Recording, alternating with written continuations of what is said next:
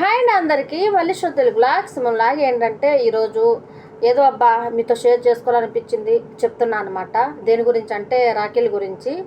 రాఖీలు అంటే 10 సంవత్సరాల నుంచి చాలా నేను చూస్తున్న దాన్ని బట్టి చెప్తున్నా, చాలా ఎక్కువగా రాఖీలు కట్టుకుంటున్నారు అన్నదమ్ముళ్ళు. నేను కోవిడ్కి రాకముందు అయితే నేను ఇంటి దగ్గరే ఉన్నా. మా నాకు అన్న కూడా ఉన్నాడనమాట. అప్పుడు పెద్దగా ఎవరు పట్టించుకునేటోళ్ళు కాదు, తెలియదు అనమాట.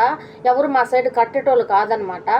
అందుకని చెప్పి ఇప్పుడు కోవిడ్కి వచ్చినాక 10 సంవత్సరాల నుంచి అందరూ కడుతూ ఉంటే ఇట్లా యూట్యూబ్లో, ఇన్స్టాలో దాంట్లో మనం చూస్తూ ఉంటాం కదా, చాలా ఎమోషనల్ ఫీల్ అవుతాం. అబ్బా అయ్యో ఇన్ని సంవత్సరం ఇంటి దగ్గర ఉండి కట్టలేదు, ఎందుకు కట్టలేదు, కట్టుంటే బాగుండు కదా అని అనిపించింది అనమాట. ఎందుకంటే చిన్నప్పుడు కట్టుండొచ్చు కానీ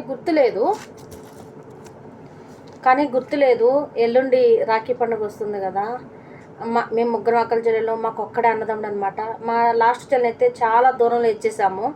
మా రెండో చెల్లి అయితే దగ్గరలోనే ఉందన్నమాట. నేనైతే అసలే ఎవ్వరికి అందనంత దూరంగా వచ్చేసాను, ఎన్నో సముద్రాలు దాటి వచ్చేసాను అనమాట. కానీ అనిపిస్తుంది అబ్బా లైఫ్లో మళ్ళీ తర్వాత వెనక్కి తిరిగి మళ్ళీ చూసుకుంటే ఇట్లా గల్ఫ్ దేశాలకు వచ్చిన వాళ్ళ జీవితంలో ఏముండదు అసలు తెలుసా. డబ్బు కష్టం తప్పితే వెనకాల మాకంటూ ఏ సంతోషాలు, ఏ సంబరాలు, ఏ అన్నదమ్ములతో బయట తిరగడాలు, చెల్లెలతో మాటలు చెప్పుకోవడాలు ఏముండదు. ఏమున్నా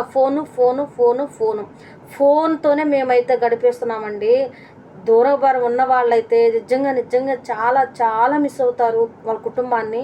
ఇట్లా పండుగలు వచ్చినప్పుడే ఎక్కువగా అనమాట. మిగతా టైంలో అయితే పనిలో పడిపోయి కోవిడ్ పిల్లలతో అట్లా టైం గడిచిపోతుంది. కానీ ఏమైనా పండుగలు వచ్చినప్పుడు, ముఖ్యంగా వినాయక చవితి, రాకెట్ల పండుగ, మా జాతర ఇట్లాంటివి వచ్చినప్పుడు బాగా గుర్తొస్తారనమాట ఫ్యామిలీ. ఎందుకంటే ఇట్లాంటి పండుగలకి అనమాట ఎంత దూరాన్ని ఉన్నా కూడా అందరూ ఒక దగ్గరకు వస్తారు.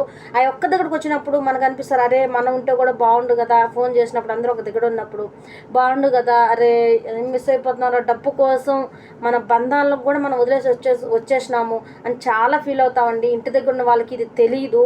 ఇంటికాడున్నంత ఆలోచన కోవిడ్లో ఉండదు, కోవిడ్లో ఉన్నప్పుడు ఆలోచన ఇంటికి వస్తే ఉండదు. ఫుల్ డిఫరెంట్ అనమాట.